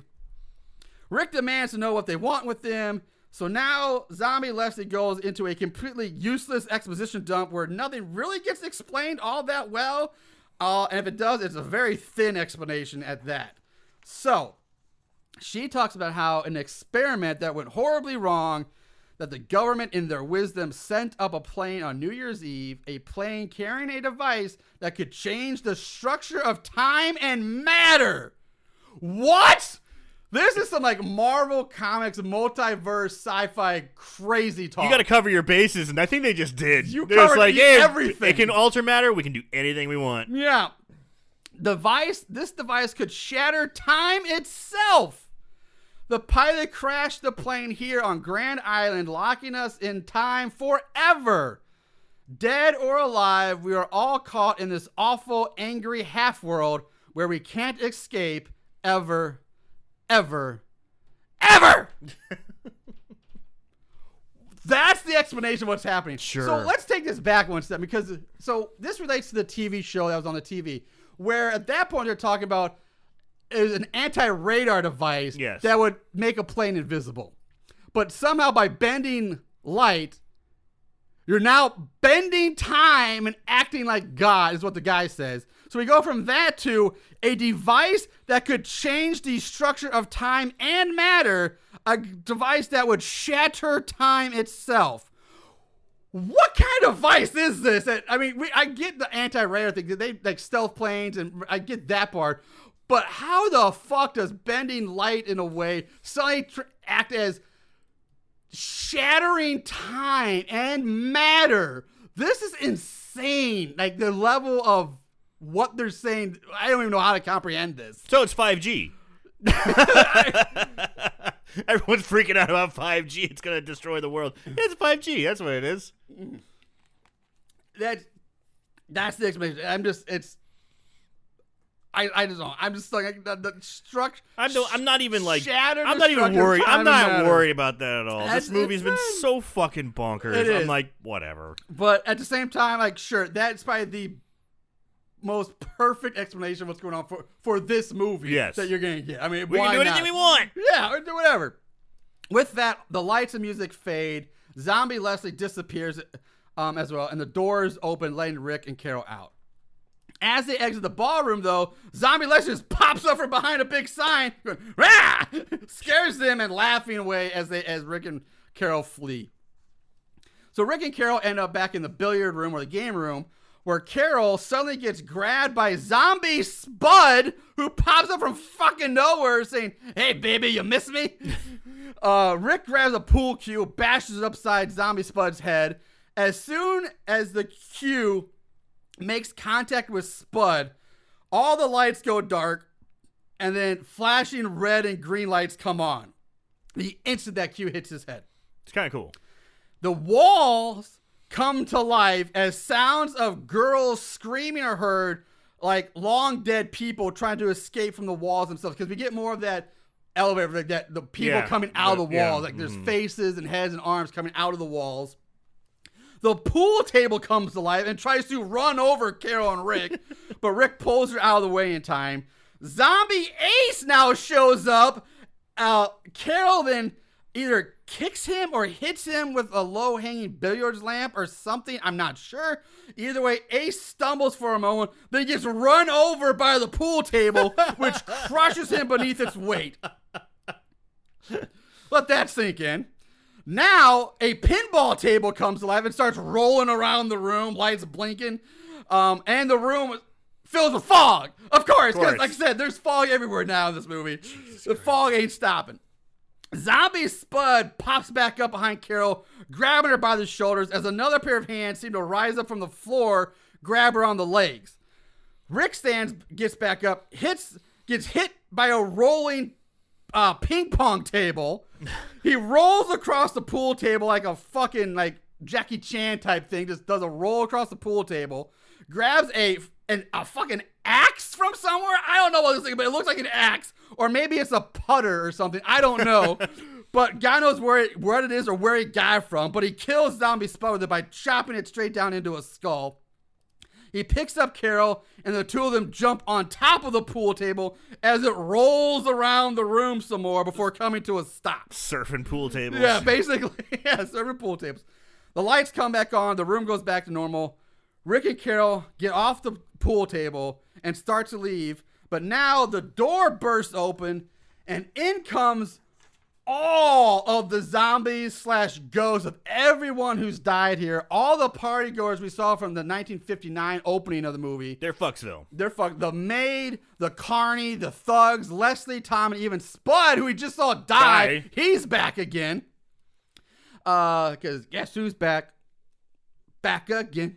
Spud is back. Tell a friend. I don't know. Boo. Boo. Yeah, I deserve it. I wholeheartedly deserve that. You know, here, I'll give mine. There it is. I'll take it. So Leslie, who I guess at some point was voted the zombie spokesperson, because she's like, even though she's like just died, it should be like, you would think it'd be like ones from the 50s, but no, it's Leslie's. You're nominated spokesperson. She tells Rick and Carol to just join us, that their time has come, you know, like one of us type thing. All the zombie ghosts now start mumbling various things like, so tired, join us, your time is now. And they start shambling towards Rick and Carol. They're kind of like, the pool table's in the middle, Rick and Carol on the other side of the pool table. So the zombies are like filtering around both sides, kind of trapping them there. So again, though, the pool table comes to life and tries to roll over Rick and Carol, but they both just, instead of dodging, this time they leap on top of the table again, and which just takes them for a ride around the room. Like, it's really nothing. They're just on the pool table as it's like rolling around the room, cruising around, and the zombies are just kind of standing there looking at it. Like, they're not doing. Nobody's trying to grab them off of it. They're just standing there watching, and then scream like, "Ah! You fall! How are we gonna get you?" Like, "Oh my god! You crazy kids!" So this happens for a bit, and then the pool table just rams into a wall, and like a catapult thing, like the back end flings up and sends both Rick and Carol crashing through a fucking window to the outside of the hotel. Like, they're outside now. As soon as they hit the ground, though, like all this shattered glass disappears and reforms, and everything goes back to normal. Rick even looks back in the game room, and everybody's gone. Everything's fine. They're like, okay. So Rick and Carol head back to the shore, the beach, where they find the boat. They reach the rowboat, and that has, by the way, this is a rowboat that the carneys and the thugs had to use. But when they get to the boat, there's no paddles or oars. So how did they get here? How did the boat get here? There's nothing to propel it with. So Rick gets Carol in the boat and starts pushing it out into the water. And that's when he hears Janet calling for him again and begging for him not to leave her behind. Rick looks back and sees Janet standing on the rocky beach on like a rocky outcropping or something like that. Again, Carol's like, bitch, it's a trick. No shit. Like, fool you once, shame on them. Fool them, or, that thing. Listen to the American. Yeah, Come on. he already fell for this once, and he's seen the zombies now. Yeah, and they gave him they did a whole exposition dump. We're trapped here forever. And then you see Janet there again, and he still goes like, Janet, I'm coming for you, Janet. This guy's at this point, he's a fucking idiot. So Carol is not a trick. Rick just, she's begging Rick to get in the boat, but Rick just cannot block out that siren's call and rushes back to the beach where Janet stands there waiting for him, like arms outreached. And that's when this Rick runs through the sand, and that's when he steps into fucking quicksand. Motherfucker. There's the quicksand. This movie has fucking quicksand, and why the hell not will this crazy train of a movie have quicksand in it too? It fucking does. As Rick sinks deeper into the quicksand, the image of Janet fades away to nothing. Rick continues to sink, and once he's neck deep in it, the only thing we see is his head, is basically his head up. Up comes Carney with an outboard motor. Carney stands over Rick. It's running, by the way, turned on. Carney stands over Rick and slowly moves the spinning propeller blades towards Rick's face. The camera cuts to a close-up of zombie Carney as we hear Rick scream as the propeller blades slice and dice his face. Carol, who is now all alone out in the water in a tiny rowboat, sees this happen, but turns and like, oh no! But she's, like I said, she's in the rowboat with no paddles. She can't go anywhere. She's just stuck floating in the water. She just sits there quietly as the waves rock the boat, to and fro. Then, with no fucking explanation and no reason whatsoever, from out of fucking nowhere, Carol just gets pulled through the bottom of the boat and disappears from sight. That's what happens to Carol. We cut back to the hotel where we see all the ghosts/zombies looking normal. Again, they're dancing around and celebrating the New Year as music plays. They're toasting, they're drinking. And through the crowd comes Leslie leading a conga line that includes Rick, Janet, Tom, Spud, and some random blonde girl we've never seen before. They're just dancing the conga line, having a good time, laughing, smiling. Everyone's having a great time partying it up. The camera pans over to a large mirror where we see Carol is trapped in the mirror. And she's like banging on it, shouting for help, help, help. Freeze frame on Carol in the mirror. Fade to black. Screams are heard. Roll credits. Holy shit, Moongoons. That's Bloody New Year. I want to know what the fuck those writers were smoking to come up with this. Like, how...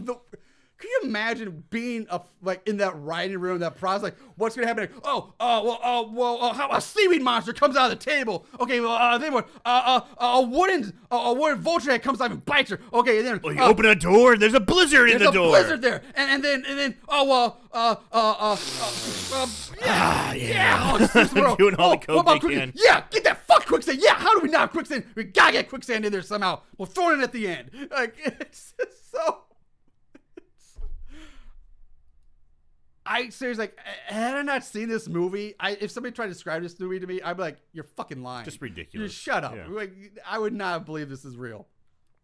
So that's the movie, guys. All right, let's move on to our favorite kills. Don't act like you didn't love it. Favorite kill. All right, man. It's a weird one this week, man. I feel so bad because you were just talking about everything, and I was like in and out when I was watching this movie, and I remember all the stuff you talk about, but I just don't remember like the craziness. I'm like, oh my god, looks like he's getting his face cut with a barrel. Oh my god, looks like she got pulled underneath the boat. I just need to stop drinking for a while. Yeah. So, favorite kill. It's a toss up, but I think I'm gonna have to go with Zombie Leslie. Yeah. I think that was because that was such a shock. That was such an insane insano shock when the carney killed her. You know. Well, that's my question though. Here's my question. Because she was a normal person. But there was no sign of her being corrupted or somehow under the influence of the house or the But antimatter. here's my thing. Like, this is what I was going to ask you about this. I'm glad you brought that up with Leslie. Because was she a zombie or corrupted beforehand? Is that why he was able to punch through her so because she was a zombie already? It was all soft and goopy. But there was no evidence of it. Right, but here's the only thing I can think of. And it did show is that my guess is that the seaweed monster actually did strangle her to death, killed her, and then maybe she reanimated. She attacked Tom, who we didn't see because his knee just buckled and goes and then it cuts away. So maybe she attacked Tom but didn't kill him right away. And then because when she leads them back to the house, she says, "You guys going first. I can't," because she didn't want to be the first one in because she was gonna attack them anyway or something. Why else would she not? But then Carney shows up and throws. So I don't know. So I'm thinking, was Leslie already dead from the seaweed monster? Well, fuck it. I'm calling it my favorite kill because I woke up from like kind of being a little dozing off, and all of a sudden I see him, wow, punch right there. I'm like, holy shit! And then all of a sudden, boom! Instantly, she's a zombie. I'm like, oh my god! that was my favorite kill. All right. I mean, it wasn't like even any downtime. No. Wow! No punched her. I'm like, holy shit! He punched her, and she's like, rah! I'm like, oh my god, she's a zombie. Yeah, I guess that sequence is just fucking wackadoodle, man. Technically, though, my favorite kill, Janet's was pretty good. Like that was one of the better special effects in this movie. That being pulled into the elevator like that. But man, now I'm playing back, but that the whole sequence is Leslie is incredible. That it's got it. God, I'm gonna stay with Janet. I thought that the special effect of actually being for this movie looked pretty good, way better than I expected for it to look. He's fair like some of the other special effects were dog shit, but that one was pretty decent. So I'll go Janet being sucked into the elevator is my favorite kill. All right, so that's that. Let's move on to odds and ends. Just when you thought it was over, here comes the odds and ends. All right, ratings. IMDb gives it a 4.6 out of 10. There is no official thermometer score on Rotten Tomatoes, but it has a 24% audience score. And Amazon's the other end of this, other end of that coin. 3.5? 4.4 out of 5. Wow. Plot keywords, I'm skipping over for this week. There was really nothing real. Nothing juicy? Yeah, there was nothing really great. Like trivia, there's a few things of trivia here. Let's see what I can talk about. So it was shot on location at Butlins Berry Island in Wales. Apparently, a Doctor Who story, Delta and the Bannerman, was also filmed there in the same year. So if Doctor Who fans might recognize it. That story, like Bloody New Year, has a 1950s theme to it. Cool. According to director Warren, the premise, this is weird.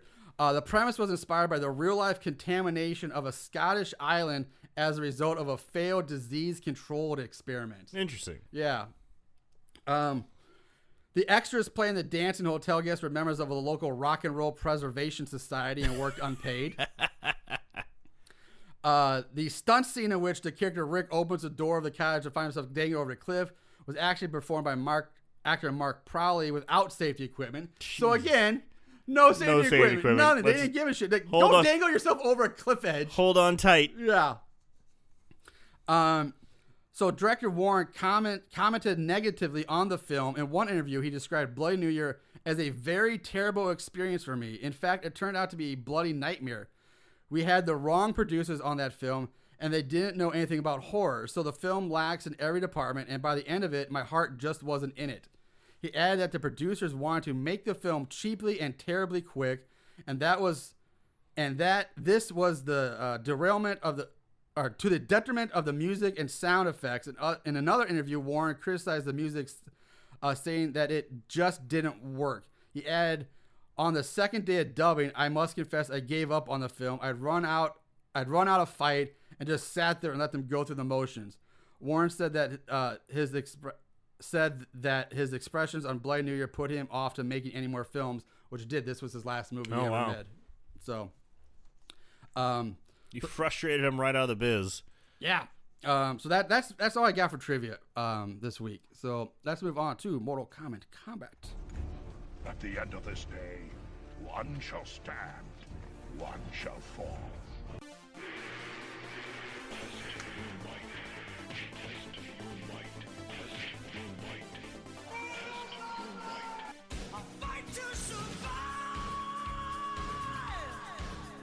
Good versus bad. Right versus wrong. Light versus dark.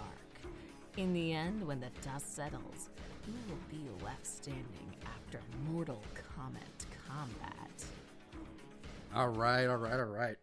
So, there are only 50 reviews on Amazon for this movie.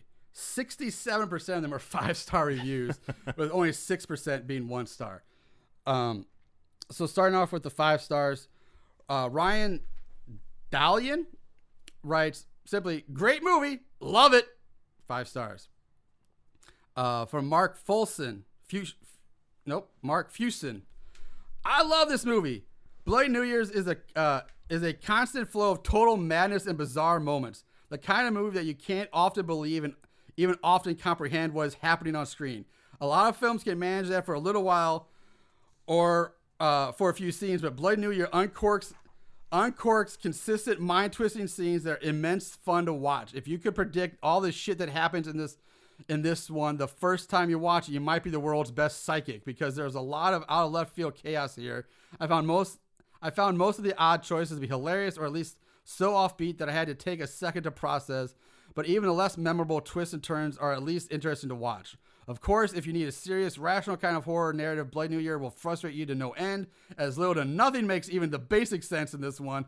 The performances are over the top, the pace is super brisk, and the entertainment value never dips. So this is a wild ride that delivers on surreal, blind side style good times. If you're a fan of 80s horror, cult cinema, or bizarre movies in general, this one is highly recommended, 5 stars.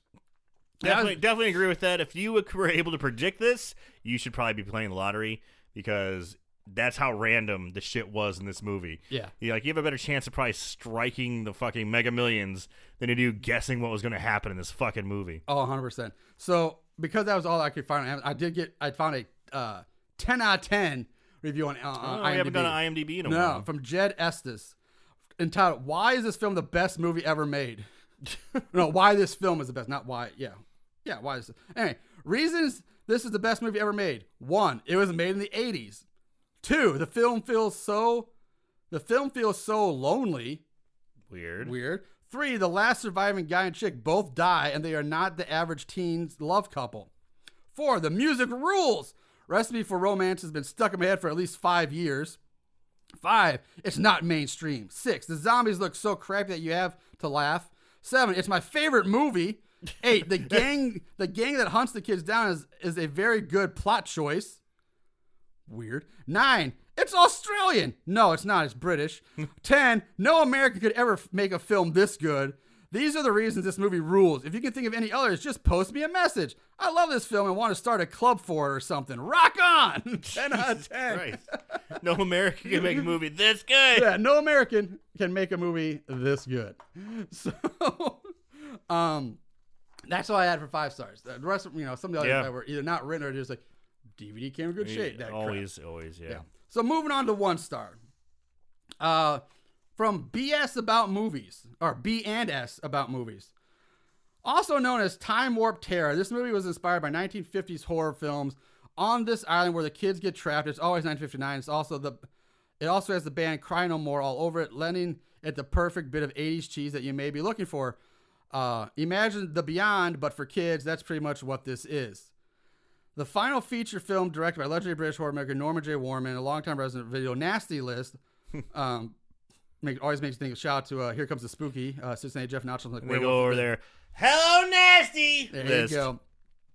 Bloody New Year is about a bunch of kids named who save American tourist Carol from the bouncers and a ride operator of an amusement park. They end up stealing a boat to make their way to an island which has the Grand Hotel, the place where it's been since 1959. You guys more run.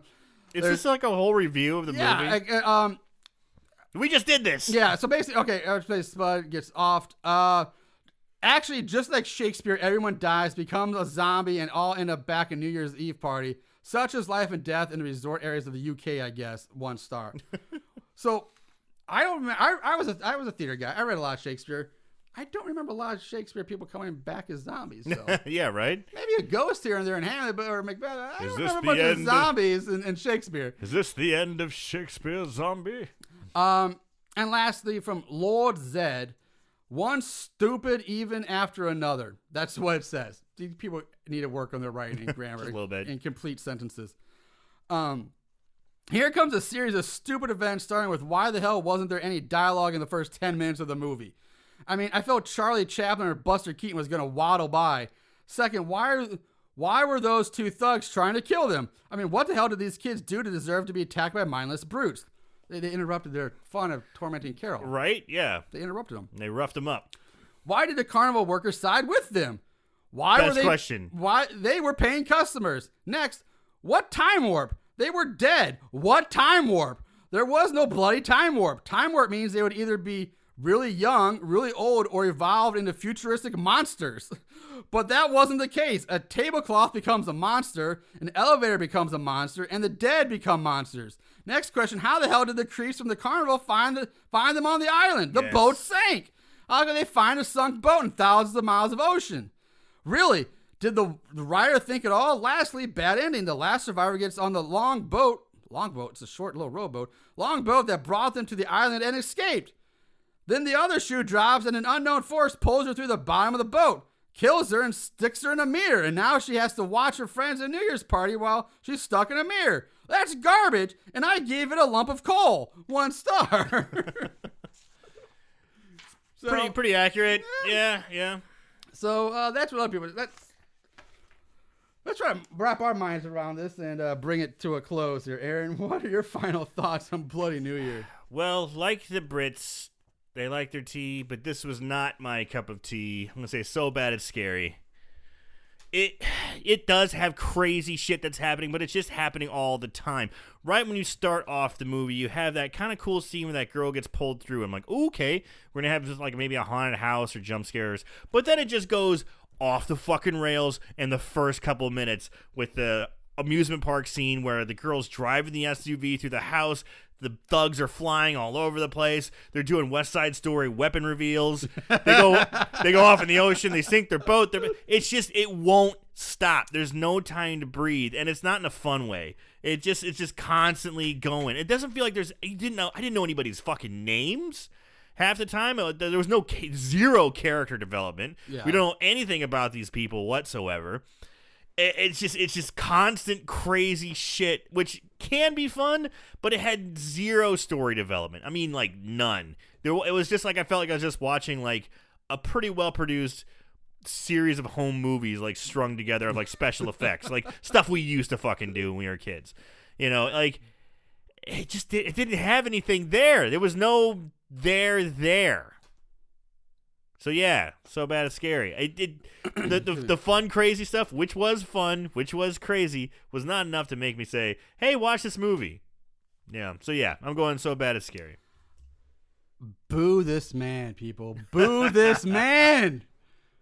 I blame the fact that you were too drunk to enjoy it. And I tried it twice. You were sleeping through the movie. Twice. Couldn't keep me interested. So bad it's good. So bad it's good. This movie is fucking insane.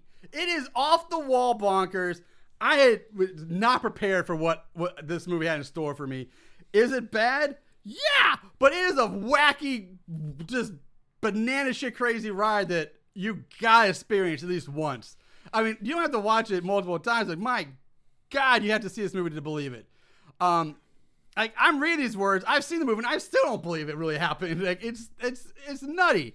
I can't overstate it. I can't say enough. I don't know how. My vocabulary is not big enough right to describe how wacky, insane, bonkers this movie is. I'm running out of adjectives. It was a fun ride for me. It makes zero sense. No. Nothing makes sense, but it was a crazy ride, and I couldn't wait to see what nonsense was going to happen next. I was like, and then you top it off with fucking quicksand, and like the propeller, and which that actually is a pretty cool kill. I Not didn't think bad. about it, but Yeah. you don't see it, Off obviously. screen, But yeah. Man, this movie has everything. Like, it literally has almost everything in it. I disagree. I think it has anything. It's just like this. Let's just throw anything out there. Let's see if this sticks. Sure. Yeah, I highly recommend it. Like, it's especially since it's free on Tubi. It's free. I don't think I said at the beginning, but it's free on Tubi. Don't pay attention to it because you can't. There's no point to pay attention to it. Oh no, you need to pay attention because you'll miss some. If you don't pay, you'll miss some wacky thing if you're not. You watch this movie. But you know, I missed a fucking story. There was no story. I will say the time loop thing is a little thin. There's really not much of a time loop because nothing's getting repeated. Like they're not like opening a door or like except for the kitchen where everything rewound. That got the snooker ball table, all the balls formed. Yeah, there's a little bit like that, but that's also kind of paranormal ghost thing too. Exactly. The time warp thing is a little thin. Being stuck in the 50s, I kind of get that, but if that, I don't know. Maybe I'm reading too much. If the whole island was stuck in the 1959, technically that island should be snowy. Like it should be winter on that island then, right? Not summer. But I don't know. That's now you're getting the really weird. You're doing the movie's job. Yeah. I still say watch it because it's a crazy ass wild ride. Enjoy it at least once just for the insanity of the movie. I'm saying so bad it's good. So that's that. We're gonna wrap up now. Anything? I guess I don't know any closing remarks. Take me out of here. Take you out. Just get me out of here, man. Again, Happy New Year, Moongoons. Happy New Year. All right. Remember, we'll be back soon with another episode. Until the meantime, watch more horror movies. Remember to always keep it tight.